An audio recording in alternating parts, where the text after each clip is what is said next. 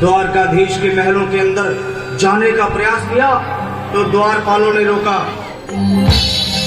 अरे ब्राह्मण, इधर को तुम यहाँ कहाँ भटक रहे हो? ए भाई, जानता हूँ ये मार्ग श्री कृष्ण के महलों को जाता है। मैं उनसे ही मिलने आया हूँ भाई। यह भी डूब रही द्वारकाधीश से मिलने का यह कौन सा समय है? महाराज अभी दरबार में नहीं है। अरे पंडित जी, श्री कृष्ण अपने महल के शयन कक्ष में आराम कर रहे हैं।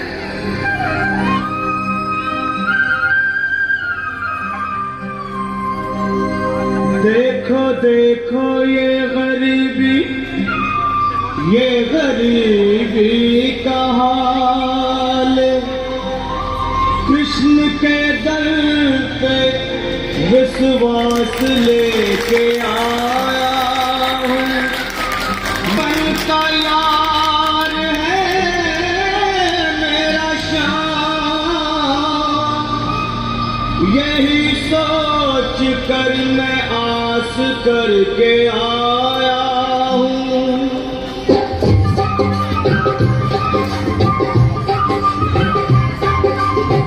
अरे द्वारपालो कन्हैया से कह दो, अरे द्वारपालो कन्हैया से कह दो कि दर पे सुदामा से तुम्हारे महल के करीब आ गया है। तुम्हारे महल के करीब आ गया है। अरे द्वारपालो कन्हैया से कह दो कि दर पे सुदामा करीब आ गया है। दर पे सुदामा करीब आ गया है। भाई द्वारपाल, मुझ पर दया करो भाई। बस तुम जाकर कन्हैया को ये बता दो कि उनका बाल सखा सुदामा मिलने आया है। मेरे इस फटे हाल पर मत जाओ भाई, तुम बस जाकर मेरा सन क्या हंसी ठट्टा करने को हम ही मिले हैं? तुम ठहरे दीन निर्धन फटेहाल ब्राह्मण, तुम्हारे अंग अंग से गरीबी बदहाली झलक रही है।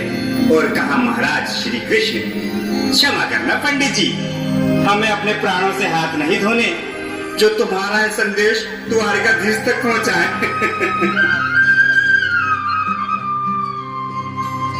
न सर पे है पगड़ी, न तन पे है जामा, बता दो कन्हैया को नाम है सुदामा।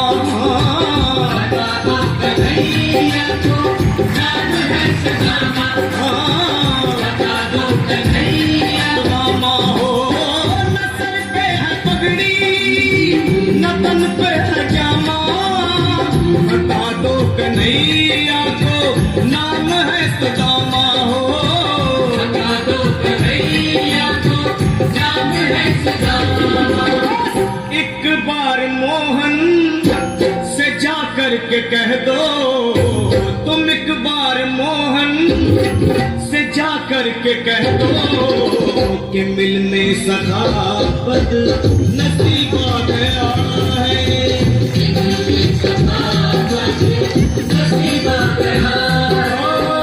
अरे द्वारपालो कन्हैया से कह दो कि दर पे सुदामा करीब आ गया है।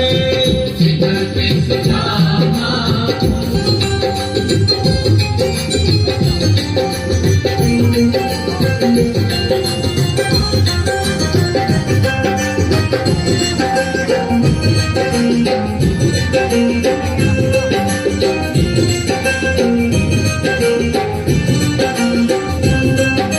सुनो भाइयों, अब मेरी भी सुन लो।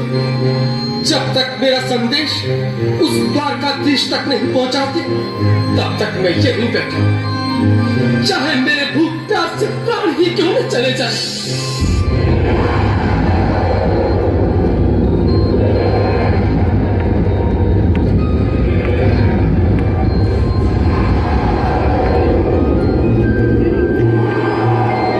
ये यहाँ से जाने का नाम नहीं ले रहा।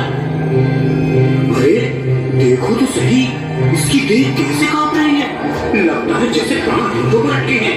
भगवान न करे अगर ब्राह्मण ने यही प्राण त्याग दिए तो, और अगर ये सच में द्वारकाधीश का मित्र हो तो क्या होगा? क्या सही कहते हैं, अगर ब्राह्मण हत्या का पाप लग गया तो पीढ़ियां नरक भोगेंगी।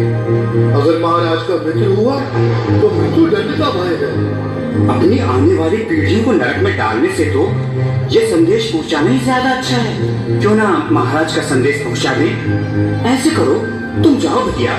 तुम जाओ भैया, तुम उम्र में बड़े ठहरे, मेरी बात को समझो, तुम ही जाओ।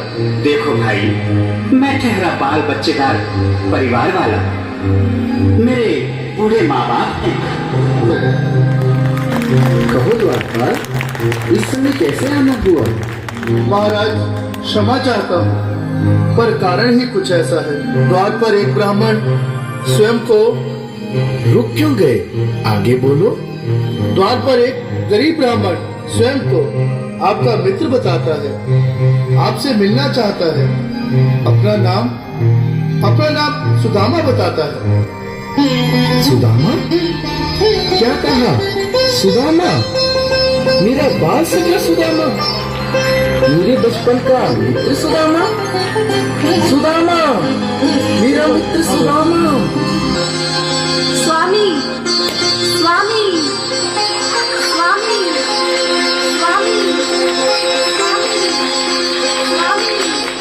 सुनते ही दौड़े चले आए मोहन, लगाया गले से। बिल्कुल मीठी मीठी ताली के साथ इसे पुनः कृष्ण के लिए, क्योंकि बाल सखा से मिले साक्षात कृष्ण भगवान आए हैं।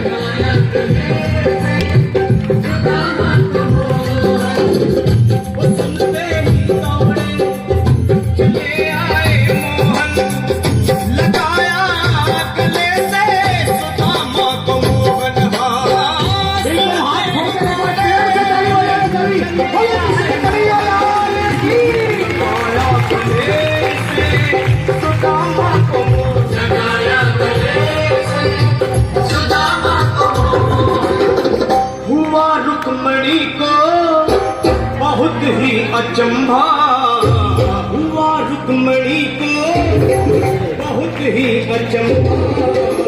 ये मेहमान कैसा अजीब आ गया है,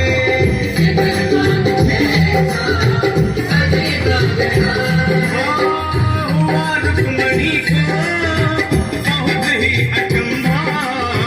ये मेहमान कैसा।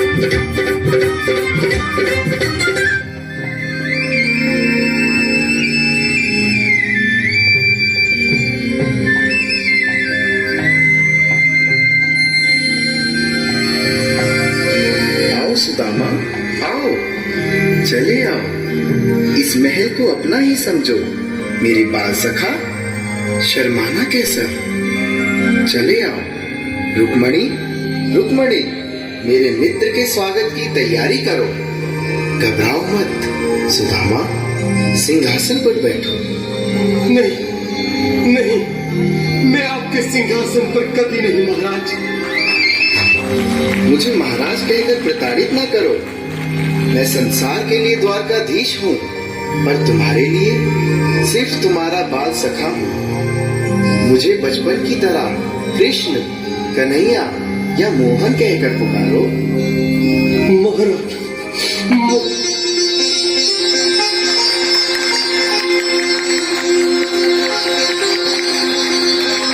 बराबर पे अपने बिल्कुल अपने हाथ खोल के ताली बजाने को सभी लोग हरि बोल। श्याम ने दुलाए हाँ, बराबर में अपने सुदामा बैठाए। चरण आंसुओं से श्याम ने दुलाए हाँ, बराबर में अपने सुदामा बैठाए। चरण आंसुओं से प्रभु ने दुलाए हाँ, चरण आंसुओं से प्रभु ने दुलाए। न घबराओ प्यारे जरा तुम सुदामा, न घबराओ प्यारे जरा तुम सुदामा। खुशी का समा तेरे करीब आ गया सुदामा, खुशी का समा तेरे